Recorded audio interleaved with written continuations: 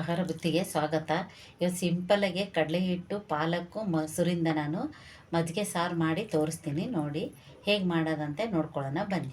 ಇವತ್ತೊಂದು ಡಿಫ್ರೆಂಟಾಗಿ ಮಜ್ಜಿಗೆ ಸಾರು ಮಾಡಿ ತೋರಿಸ್ತೀನಿ. ಪಾಲಕ್ ಹಾಕಿ ಮಜ್ಜಿಗೆ ಸಾಂಬಾರು ಮಾಡಿ ತೋರಿಸ್ತೀನಿ. ಅದಕ್ಕೆ ಬೇಕಾಗಿರೋ ಸಾಮಗ್ರಿಗಳು ನೋಡ್ಕೊಳ್ಳಿ. 1/4 ಲೀಟ್ರ್ ಮೊಸರು, ಇದು 2 ಸ್ಪೂನು ಕಡಲೆ ಹಿಟ್ಟು, ಒಂದು ಸ್ವಲ್ಪ ಅರ್ಧ ಕಟ್ಟಟ್ಟು ಪಾಲಕ್ಕು, ಒಂದು 4 ಕರಿಬೇವು, 1 ಸ್ಪೂನು ಚಿಕ್ಕ ಸ್ಪೂನಿಗೆ 1 ಸ್ಪೂನು ಜೀರಿಗೆ, 4 ಹಸಿಮೆಣಸಿನ್ಕಾಯಿ, 4 ಬೆಳ್ಳುಳ್ಳಿ ಪಳಕು, ಅರ್ಧ ಇಂಚು ಶುಂಠಿ, ಸ್ವಲ್ಪ ಕೊತ್ತಂಬರಿ. ಇದೆಲ್ಲ ಹೇಗೆ ಮಾಡೋದಂತ ನಾನು ತೋರಿಸ್ತೀನಿ. ನೋಡಿ, ಒಂದು ಜಾರ್ ಇಟ್ಕೋಬೇಕು ಮಜ್ಜಿಗೆ ಸಾಂಬಾರು ಮಾಡೋಕ್ಕೆ. ನಾನು ಪಾಲಕ್ಕು ಅರ್ಧ ಕಟ್ಟು ತೊಗೊಂಡಿದ್ನಲ್ವ, ಅದನ್ನ ಇವಾಗ ರುಬ್ಕೊಂಬರೋಣ. ಜೀರಿಗೆ, ಮೆಣಸಿನ್ಕಾಯಿ, ಬೆಳ್ಳುಳ್ಳಿ, ಶುಂಠಿ, ಕೊತ್ತಂಬರಿ ಸೊಪ್ಪು, ಸ್ವಲ್ಪ ಕರಿಬೇವು, ಇದೆಲ್ಲ ನಾವು ರುಬ್ಕೊಂಬರೋಣ. ನೋಡಿ, ಇವಾಗ ಇದು ನಾನು ಪೇಸ್ಟ್ ಮಾಡ್ಕೊಂಬಂದಿದ್ದೀನಿ. ಇದನ್ನು ನಾನು ಒಗ್ಗರಣೆಗೆ ಹಾಕಿ ತೋರಿಸ್ತೀನಿ. ನೋಡಿ, ಮಜ್ಜಿಗೆ 1/4 ಲೀಟ್ರ್ ಮೊಸರಿಂದ ನಾನು ಮಜ್ಜಿಗೆ ಮಾಡ್ಕೊಂಡಿದ್ದೀನಿ. ಇದಕ್ಕೆ ಏನಪ್ಪ ಅಂದರೆ 2 ಸ್ಪೂನ್ ಕಡಲೆ ಹಿಟ್ಟು ತೊಗೊಂಡಿದ್ದೀವಲ್ವ, ಇದನ್ನು ಇವಾಗ ನಾನು ನೋಡಿ ಇವಾಗ 2 ಸ್ಪೂನ್ ಕಡಲೆ ಹಿಟ್ಟು ತೊಗೊಂಡಿದ್ನಲ್ವ, ಇದನ್ನು ಹಾಗೆ ಹಾಕಿದ್ರೆ ಗಂಟಾಗುತ್ತೆ. ಅದಕ್ಕೆ ಸ್ವಲ್ಪ ನೀರು ಹಾಕಿ ಇದನ್ನು ಕಲಿಸ್ಕೋಬೇಕು. ಗಂಟಿಲ್ದಂಗೆ ಕಲಿಸ್ಕೊಂಡ್ಬಿಟ್ಟು ನಾನು ಮಜ್ಜಿಗೆಯಲ್ಲಿ ಹಾಕಿ ತೋರಿಸ್ತೀನಿ.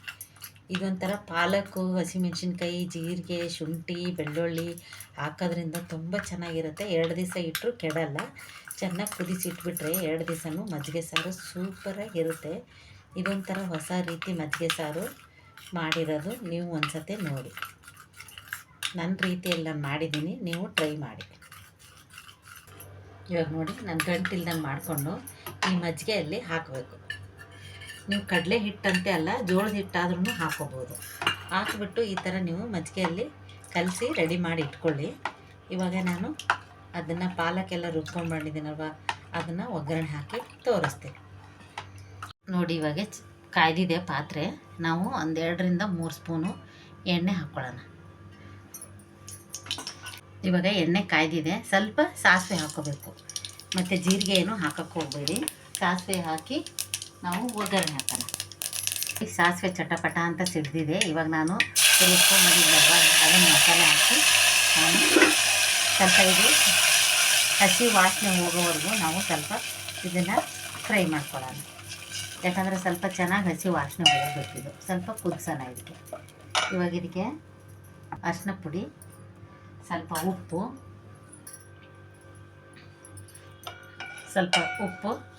ಹಾಕ್ಬಿಟ್ಟು ನಾವು ಇದನ್ನು ಚೆನ್ನಾಗಿ ಕುದಿಸೋಣ. ನೋಡಿ, ಈ ಪಾಲಕ್ಕಿಂದ ತುಂಬ ಬೆನಿಫಿಟ್ ಇದೆ. ಯಾಕಂದರೆ ಈ ಪಾಲಕ್ ಸೊಪ್ಪು ತಿನ್ನೋದ್ರಿಂದ ಆರೋಗ್ಯಕ್ಕೆ ಒಳ್ಳೆಯದು, ಆರೋಗ್ಯಕರವಾದ ಅಡುಗೆ ಇದು. ಪಾಲಕ್ ಯಾವಾಗೂ ಸೊಪ್ಪು ಬೇರೆ ಬೇರೆ ರೀತಿಯಲ್ಲಿ ತಿನ್ನೋ ಬದಲು ಒಂದು ಮೊಸರು ಜೊತೆಗೆ ಹಾಕಿ ತಿಂದರೆ ತುಂಬ ಚೆನ್ನಾಗಿರುತ್ತೆ, ತುಂಬ ಒಳ್ಳೆಯದಿದ್ದು. ಬೇಸಿಗೆ ಕಾಲದಲ್ಲೆಲ್ಲ ಈ ಥರ ಮಾಡ್ಕೊಂಡು ತಿನ್ನಿ, ತುಂಬ ಚೆನ್ನಾಗಿರುತ್ತೆ. ಇವಾಗ ನೋಡಿ, ಇದು ರೆಡಿಯಾಗಿದೆ. ಇದಕ್ಕೆ ನಾನಿವಾಗ ಆವಾಗಲೇ ಕಡಲೆ ಹಿಟ್ಟು ಮಜ್ಜಿಗೆ ನಾನು ಕಲಸಿದ್ನಲ್ವ, ಇದಕ್ಕೆ ಹಾಕ್ಬಿಟ್ಟು ಸ್ವಲ್ಪ ಕುದಿಸೋಣ. ನೋಡಿ, ಇವಾಗ ಕುದೀತಾ ಇದೆ. ನಾನು ಮಜ್ಜಿಗೆ ಹಾಕಿ ಇವಾಗ ಸಣ್ಣ ಉರಿ ಇಟ್ಟು ನಾವು ಇದನ್ನು ಕುದಿಸ್ಬೇಕು.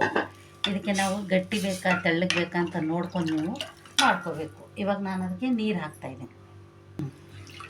ನೋಡಿ, ಇದು ಈ ಥರ ಎಲ್ಲ ಮಿಕ್ಸ್ ಮಾಡಿ, ನೀವು ಮಿಕ್ಸ್ ಮಾಡಿಬಿಟ್ಟು ಕುದಿಯೋಕ್ಕೆ ಹಾಗೆ ಬಿಡಬಾರ್ದು. ಸ್ವಲ್ಪ ಹಿಂಗೆ ಕೈ ಆಡ್ತಾನೆ ಇರಬೇಕು. ಯಾಕಂದರೆ ತಳಕ್ಕೆ ಹಚ್ಚೋ ಚಾನ್ಸ್ ಇರುತ್ತೆ. ಅಯ್ಯೋ ಮೊಸರು ಹಾಕಿದ್ರೆ ಮಜ್ಜಿಗೆ ಹಾಕಿದ್ರೆ ಒಡೆದು ಹೋಗುತ್ತಲ್ಲ ಅಂದ್ಕೊತವ್ರು. ಒಬ್ಬೊಬ್ರು ಮಾಡೋದೇ ಇಲ್ಲ. ಈ ಥರ ಮಾಡಿ ನೋಡಿ, ನೀವು ಒಡೆಯೋದು ಇಲ್ಲ, ಏನೂ ಆಗೋದಿಲ್ಲ, ತುಂಬ ಚೆನ್ನಾಗಿರುತ್ತೆ. ಈ ಮಜ್ಜಿಗೆ ಸಾರು ಒಂದು ಸತಿ ಮಾಡಿ ನೋಡಿ, ನೀವು ಹೇಗಿರುತ್ತಂತೆ ನಿಮಗೆ ಗೊತ್ತಾಗುತ್ತೆ. ಪಾಲಕ್ಕು ಹಾಕಿದ್ರಿಂದ ತುಂಬ ಟೇಸ್ಟಾಗಿರುತ್ತೆ. ಒಂದು ಸತಿ ನೀವು ಟ್ರೈ ಮಾಡಿ. ನೋಡಿ ಹೇಗೆ ಕುದೀತಾ ಐತಂತ. ಯಾಕಂದ್ರೆ ಮಜ್ಜಿಗೆ ಸಾರು ಕುದಿಸೋಕ್ಕೆ ಎಲ್ಲರೂ ಹಿಂದೆ ಮುಂದೆ ನೋಡ್ತಾರೆ. ಏನೂ ಇಲ್ಲ, ಇದು ಧಾರಾಳವಾಗಿ ನೀವು ಕುದಿಸಿ ಚೆನ್ನಾಗಿ 2 ದಿವಸ ಇಟ್ಕೊಂಡು ತಿನ್ಬೋದು ನೀವು. ಏನೂ ಕೆಡೋದೇ ಇಲ್ಲ ಇದು. ಯಾಕಂದರೆ ಇದು ತುಂಬ ಎಲ್ಲ ಶುಂಠಿ, ಬೆಳ್ಳುಳ್ಳಿ, ಕರಿಬೇವು, ಕೊತ್ತಂಬರಿ, ಪಾಲಕ್ಕು ಹಾಕಿ ನಾವು ಮಾಡಿರ್ತೀವಿ. ಇವಾಗ ನೋಡಿ ಹೇಗೆ ಕುದೀತಾ ಐತಂತ. ಇದು ಕುದಿದ್ರಾಗೆ ಸ್ವಲ್ಪ ನಾವು ಒಂದು ಚಿಕ್ಕದಾಗೆ ಒಗ್ಗರಣೆ ಹಾಕ್ಕೊಳ್ಳೋಣ. ನೋಡಿ, ಇವಾಗ ಒಗ್ಗರಣೆಗೆ 1-2 ಮೆಣಸಿನ್ಕಾಯಿ, ಸ್ವಲ್ಪ ಹಿಂಗೆ ಹಾಕಬೇಕು. ಹಿಂಗೆ ಹಾಕಿದ್ರೇ ತುಂಬ ಚೆನ್ನಾಗಿರೋದು.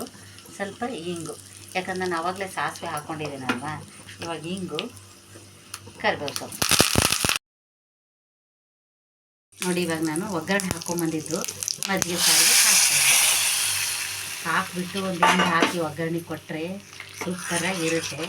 ಇದನ್ನು ತುಂಬ ಬೇಗನೆ ನೀವು ಮಾಡ್ಕೊಂಡು ಟ್ರೈ ಮಾಡಿ, ತುಂಬ ಚೆನ್ನಾಗಿರುತ್ತೆ.